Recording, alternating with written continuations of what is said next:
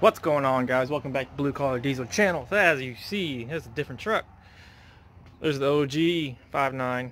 Like I said, we're going to rebuild my dad's front end on his 06. Super exciting video. There's not many videos like this on YouTube at all. You don't really see them on the forums. But today, what we're going to be doing, is we're changing out these rack and pinion bushings on his truck. These go bad, as you can see. I mean, they're just dry. These go bad whenever. He doesn't drive his truck very often. Has 100,000 miles on it. It's a tow pig, but if you're hearing a popping sound from your steering, this is really the first thing you should check out. These bushings go bad, and your rack and pinion would move within this, causing a popping sound. Super easy to do. Why this rack and pinion's on the truck, believe it or not.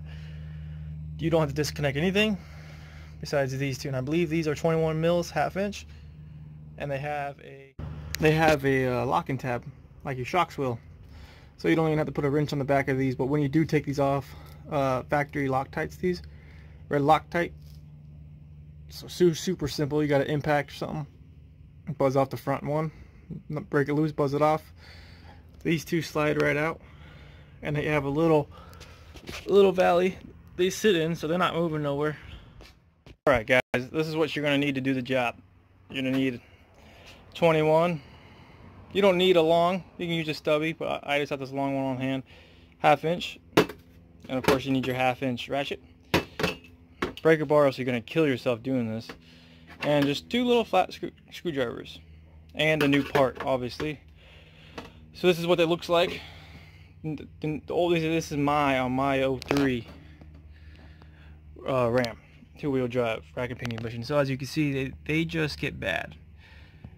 And then there's a little metal sleeve that goes in there, just like a shock, practically just like a shock. And what happens is that rack and pinion is going to move within it like this, and it's going to make a popping sound.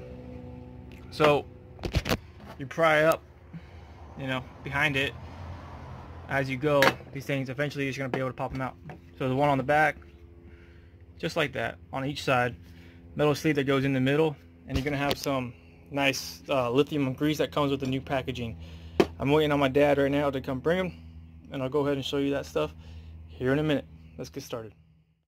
So guys, this is all you get. I mean, literally just new bushings, polyurethane. Can't even talk today.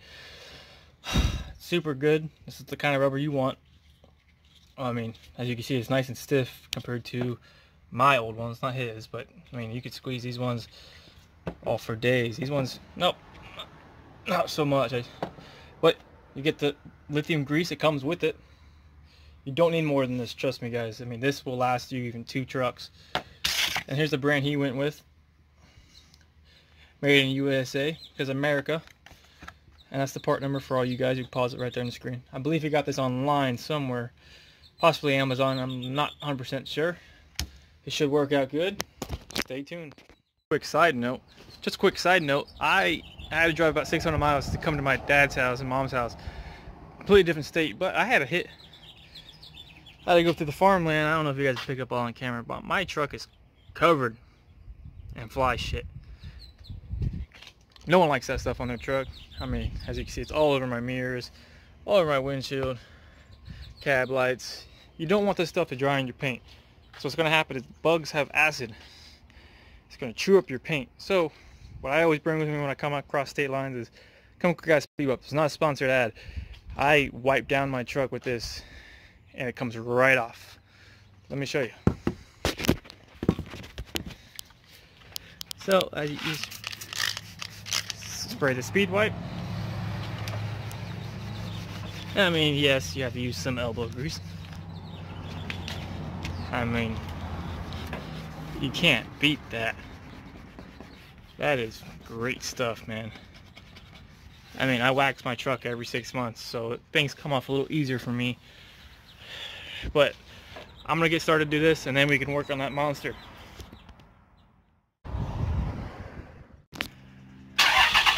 Alright guys, now we just gotta move the truck over there so we have time to work. Ready, set, go.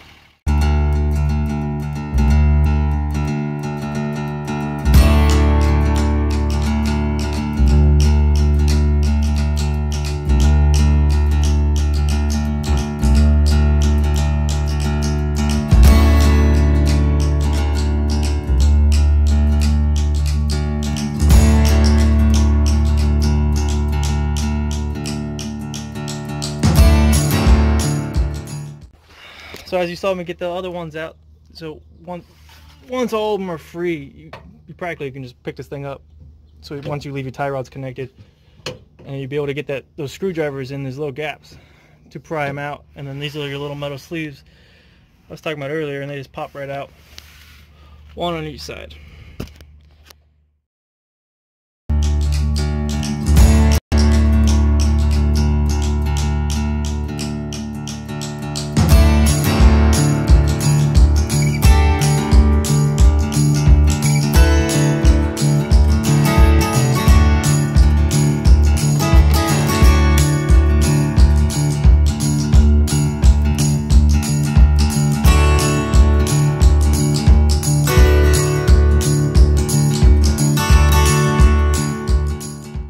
After you get your bushings out, I mean, they just go right in here.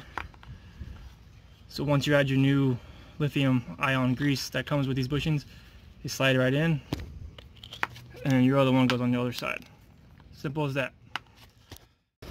Once you get all the bushings out of there, get yourself some sandpaper and some brake clean. Just want to clean that up, get all this gunk off there, and same with the frame side of it as well. You just want to make a nice surface, and then you're also going to put some lubrication in there to make these bushings last a little longer. Get all that nice and smooth.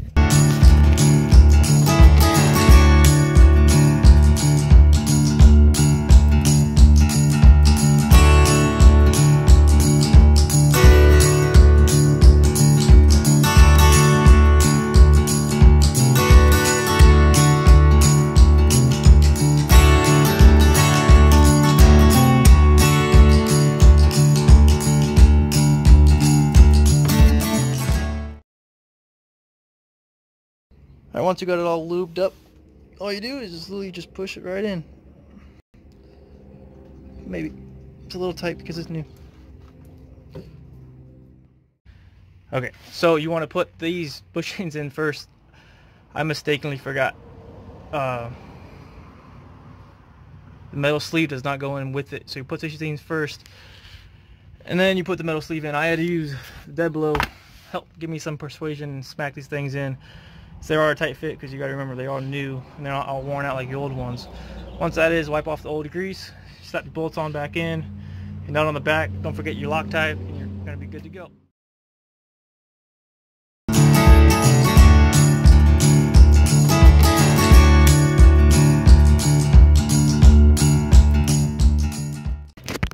So once you get your bushings in, you put your long bolt in.